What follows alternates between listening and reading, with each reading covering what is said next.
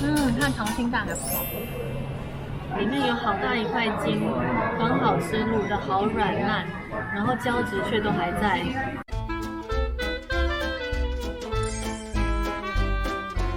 大家好，我这次来雪梨玩呢，有一个心愿就是要吃到好吃的日本拉面。因为在澳洲呢，我基本上是没有吃过好吃的日式拉面的，所以呢，就是在雪梨吃吃看 Brisbane 没有的拉面店。那我就选择了3家日式拉面，然后想要去试试看，看看能不能找到好吃的日式拉面。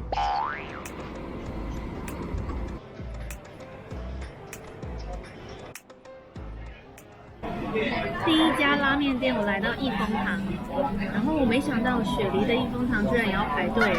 我在台北的时候有吃过益丰堂，但是好几年前，所以其实我也不太记得是什么样子。我点了1碗白丸，就是一般就是最经典的那种，然后我觉得它的汤头还蛮清爽的，但是我觉得喝起来有一点点太淡了，就是可以喝的汤头，但是我如果再浓一点点的话，我觉得会更香。它的面体的软硬度它可以选择，然后我刚刚选择的是米点，我觉得吃起来还蛮刚好的，对我来说就是软硬适中。然后其他配料就是基本配料啊，木耳、葱、蛋，然后这蛋看起来白白的，我想说应该没什么味道，但是它应该是卤过的，因为它吃起来其实是有一点甜味在。然后另外一个是特制赤丸，它就是有加的多2片的叉烧，然后这个赤丸它就是有加一个味噌猪肉在里面，所以它的汤头就是会比较浓一些。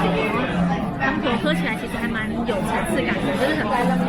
一开始喝进去的时候可以喝到海苔的味道，然后就是味噌啊、豚骨的汤底也都喝得到，然后也会有一点鲜鱼的味道在里面，就是汤里面就可以喝到很多丰富的料的感觉。如果要吃饱的话，一定要叫这种特制的，我觉得才吃得饱。就是一般的那种量，我觉得可能会吃不太饱。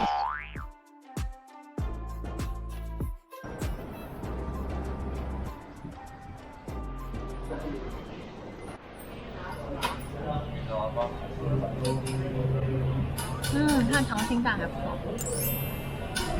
它的溏心蛋比益丰堂好吃哎。我点的是大蒜猪骨汤，然后它这个汤头是非常浓郁的那种汤头，然后大蒜味也还蛮足的，就上面可以看到有一些大蒜碎在上面。然后如果你觉得不够蒜的话，就是它还有就是自助区可以自己加一点大蒜在上面。然后它虽然很浓，可是其实不咸，所以是可以喝的汤。这个分量其实也还蛮足，这个是一般的，我没有叫它的大的 size。然后它就有大概4-5片的这个猪肉，然后蛋是另外加的，对。然后面的分量也还蛮足的，然后它的面条是比较粗一点点，软硬也还蛮适中的，我觉得。但我个人的面条是比较偏好细面的。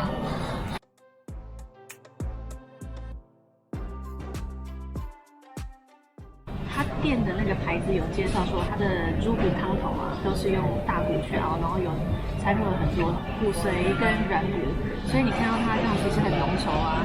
他说其实里面含了非常多的胶原蛋白，所以对皮肤很好的那一种。所以你喝完以后，你就可以不用擦护唇膏了，所以你的嘴唇已经是油亮。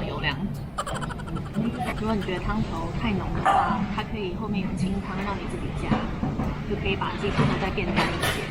然后还有一些其他的小菜，比如说姜啊，然后蒜片等等。然后它是在这个 Chinatown 的一个美食街里面。其实我找了好久，就是我看地图找了好久，就发现它是在一个就是有点不起眼的一个food court。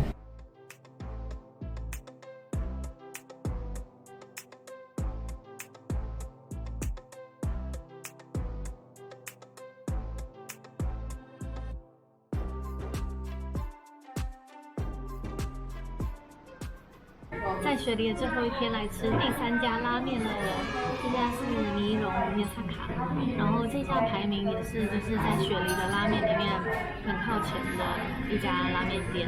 我点的是它的尼龙特制拉面，就他自己配好的，他所有觉得就是他最好的一些料在里面。然后你可以选它的汤头，看你是要酱油的还是盐味的，或者是味噌。我选的是盐味的，我觉得它的温泉蛋看起来很漂亮哎。它卤的颜色是很漂亮的，中间的汤蟹看起来很好吃。它的温泉蛋是最好吃的，我最喜欢它的温泉蛋。这个炖猪肉上面它有这个猪软骨，炖的软软烂烂的，好多胶质在里面。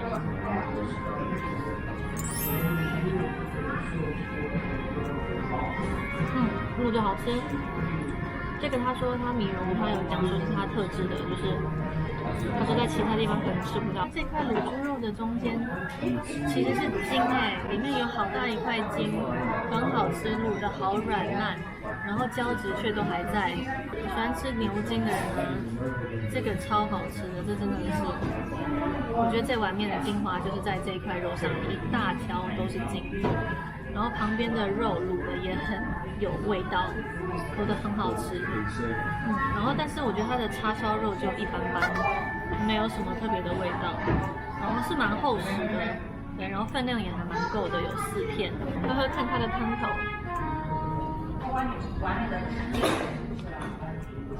汤头也是算是浓郁的那一种，就是清汤跟浓郁之间啦，其实，然后喝起来也蛮多胶质在里面的，就是有那种粘稠感。但是面体不是我喜欢的面体，它是比较粗的，然后我觉得有点像油面的那种感觉。总体来说是还不错啦，但是我觉得最好吃的就是它这一块肉。但全部来讲呢，我觉得益丰堂的面体加上第2家拉面店的汤头，然后这一家的猪肉，我觉得就会是绝美搭配。所以每一家都有就是自己特别的地方。那这次的雪梨拉面之行，3家全部都试完了。如果你有吃过好吃的拉面的话，也可以在下面留言推荐我哦。